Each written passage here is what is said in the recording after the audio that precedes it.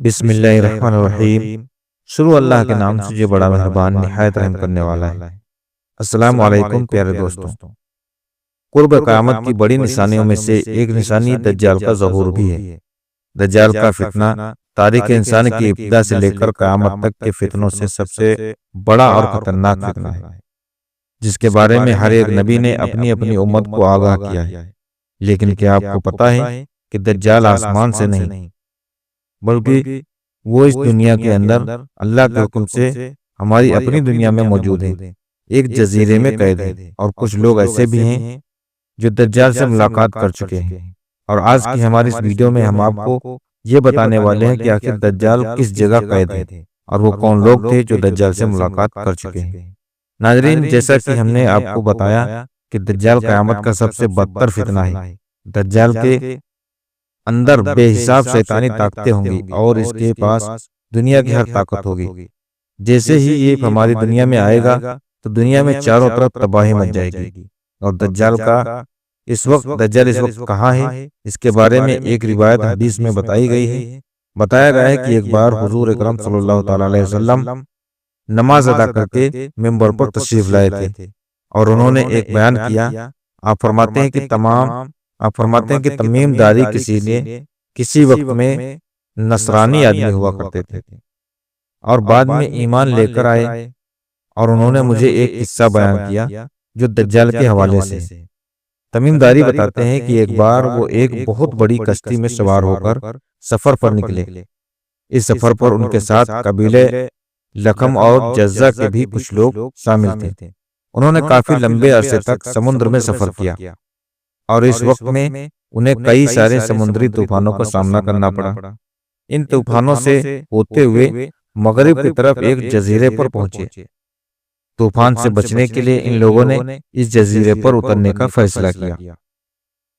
जब ये लोग इस जजीरे पर पहुंचे तो यहाँ उन्हें एक बहुत बड़े जानवर की तरह दिखने वाला इंसान मिला। इसका पूरा जिस्म बालों से ढका हुआ था। इन लोगों ने उससे पूछा कि तू कौन है? तो उसने बताया कि मैं दज्जाल का जासूस हूं।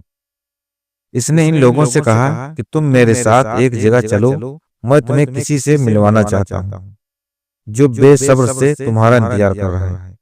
जब हम उस जगह पर पहुंचे तो यहाँ पर एक गार थी।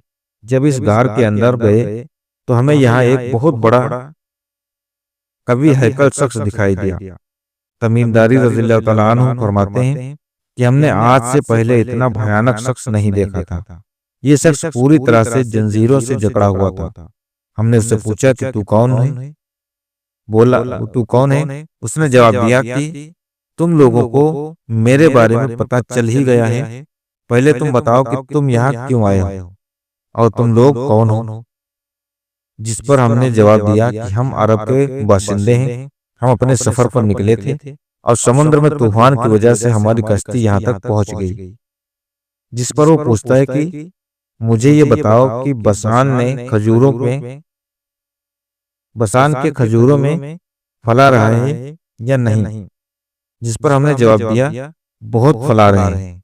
इसके बाद इसने बताया कि वो वक्त दूर नहीं जब इसमें फलाना बंद हो जाएंगे। इसके बाद उसने हमसे पूछा कि बहर तिबिया के बारे में बताओ, उसके अंदर पानी है या नहीं?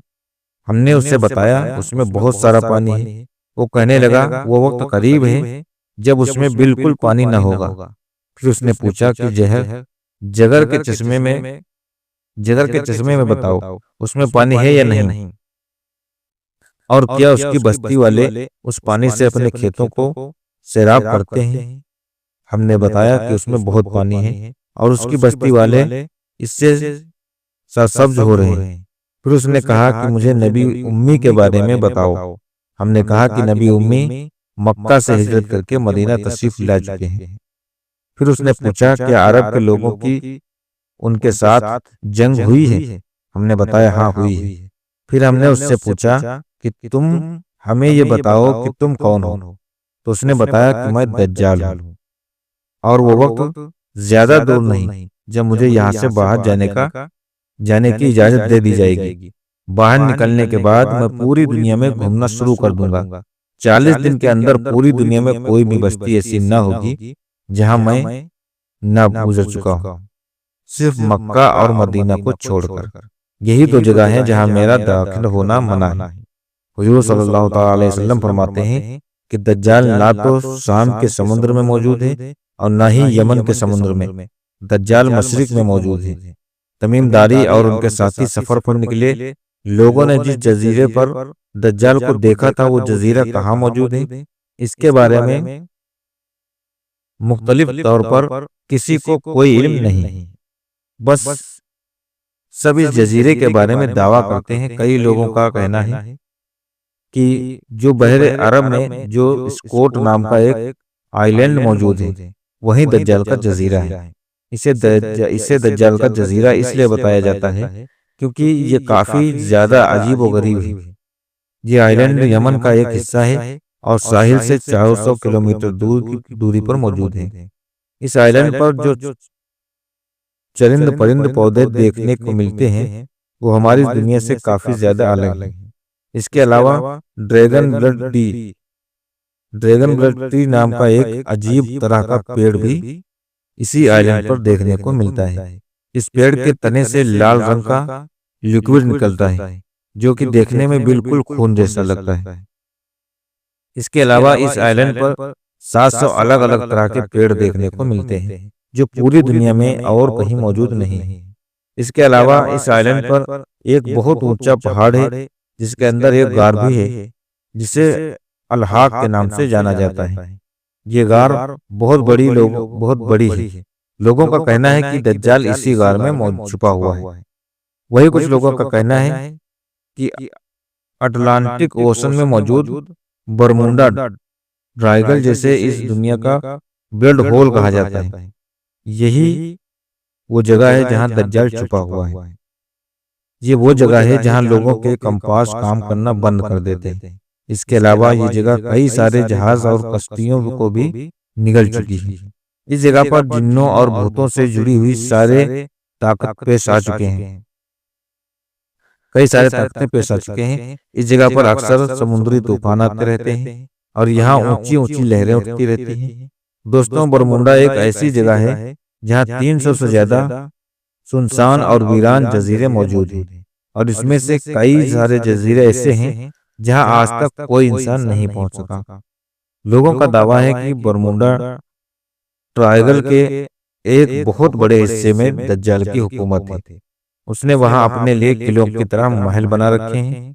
लोगों का दावा है कि बरमुंडा में एक ऐसा जजीरा है जहां पर दज्जाल रहता है, क्योंकि बरमुंडा में मौजूद 300 में से एक जजीरा ऐसा भी है जहां एक बहुत बड़ा गिरजाघर बना हुआ है जहां जाने की इजाजत किसी को नहीं, और अगर किसी ने वहां जाने की कोशिश करी तो वो लौटकर कभी वापस नहीं आया।